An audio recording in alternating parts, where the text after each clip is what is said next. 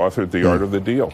Brian, it's hard to imagine, I mean, North Korea, China, trade deficit, supposed summit to take place in Singapore, the level of distraction in the White House, led by the President of the United States, with the Mueller investigation hovering over all of it. I mean, it's amazing that you get anything at all done.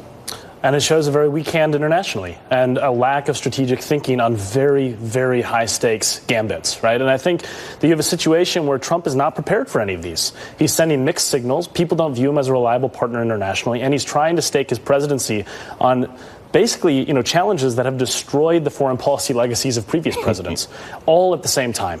And I think that's why we're in a very dangerous moment for American foreign policy, that it could the house of cards that's sort of teetering in the White House could collapse very quickly. And this has been so great, Gene Robinson. The Trump presidency has just been a godsend for China. You can talk to people in China. You can talk to business people that go into China. You can talk to people internationally. They will tell you that the Chinese absolutely love Donald Trump because he is so easy to play, and he's got autocratic tendencies like them. So they can relate to him far better than they could relate to an anti-communist like Ronald Reagan.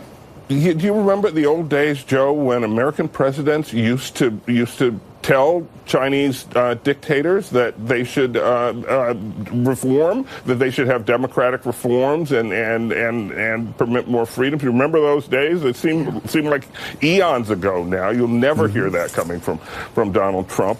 He gives dictators a free pass.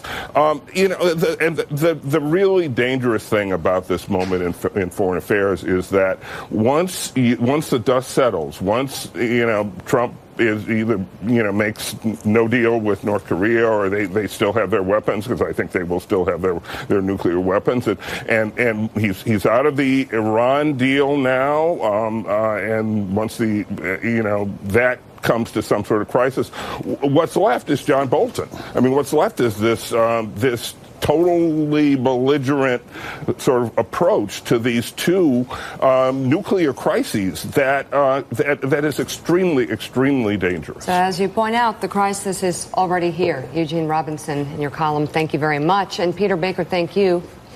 Coming up, a runoff in Texas and primaries in